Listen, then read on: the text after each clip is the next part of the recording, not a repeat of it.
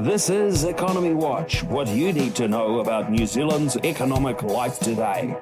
Brought to you by interest.co.nz. Kia ora, and welcome to Thursday's Economy Watch, where we follow the economic events and trends that affect Aotearoa. I'm David Chaston, and this is the international edition from interest.co.nz, and today we lead with news of a settling of the global economy after some big announcements by China. So far, little seems to have changed, other than investors now think they can't lose with Chinese equity investments. But first, the surge in American mortgage applications we noted last week has extended. Last week they soared 11% from the prior week, extending the earlier 14% gain to lift mortgage application volumes to their highest levels since June 2022, and now above year-ago levels. It's been a sudden shift. In fact, this is the best two-week period in their housing market since late 2015. The upswing in home loan demand came as benchmark mortgage rates fell to a two-year low of 6.13%. So far, it has not shown up in the purchase of new homes. Sales of new single-family homes fell 4.7% in August to an annual rate of 716,000 units. While this drop partially offset a revised 10% surge in the previous month, it was still marginally more than market forecasts. This market has been on a slow recovery since August 2022. But the mortgage application surge may well change this momentum in September. And there was more evidence today that the US government is having no problems attracting investors for its debt.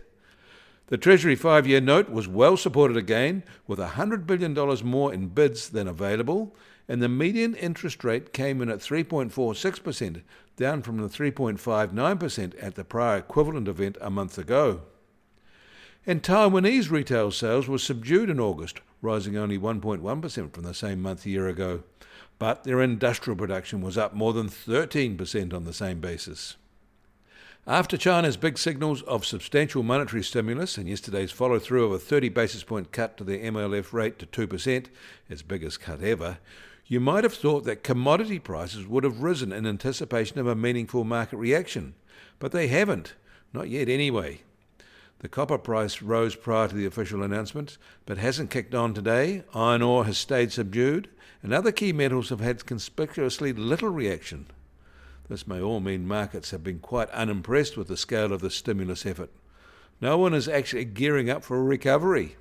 Local investors still think they are, however, but Aussie investors are very sceptical. And staying in China, an overnight announcement revealed that a one-off cash handout to the poor will happen early next week.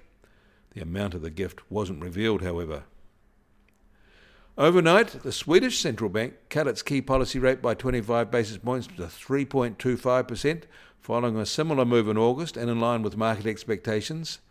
They signalled further cuts in the two remaining monetary policy meetings of the year. And we don't often look at the French economy, Europe's second largest, but an overnight survey is worth noting. French consumer confidence rose more than expected in September and way above market expectations. This is the highest reading since February 2022. Consumers were less pessimistic about the outlook in both their financial situation and their standard of living, and their savings intentions rose. And tax rises for the rich seem to be on their agenda now.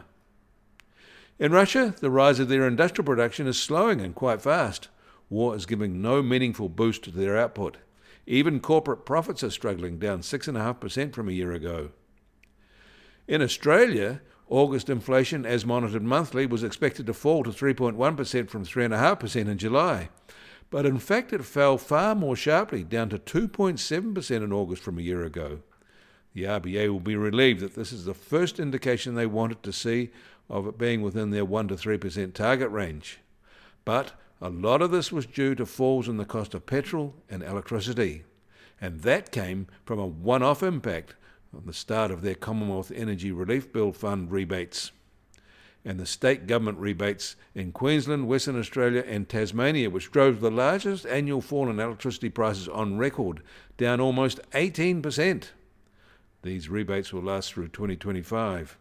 Staying high, however, are rents, still rising at about 7% per year. The US Treasury 10-year yield is now just on 3.79% and up 6 basis points from yesterday. And the price of gold will start today at $2,661 an ounce, and up $11 from yesterday to yet another new all-time high. And oil prices have fallen $2 to $69.50 a barrel in the US, while the international Brent price is now just on $73 a barrel. Libyan supply is on its way back. And the Kiwi dollar starts today at 62.7 US cents and down more than the half cent it gained yesterday. The spike was brief. Against the Aussie, we're down 20 basis points at 91.8 Australian cents. Against the euro, we're down 40 basis points at 56.3 euro cents. That all means our trade-weighted index starts today at 70.3 and down 30 basis points from yesterday. And the Bitcoin price starts today at $63,112 and down a minus 0.2% from yesterday. Volatility over the past 24 hours has been modest at just under plus or minus 1.4%. You can find links to the articles mentioned today in our show notes, and you can get more news affecting the economy in New Zealand from interest.co.nz. Kia ora, I'm David Chaston, and we'll do this again tomorrow.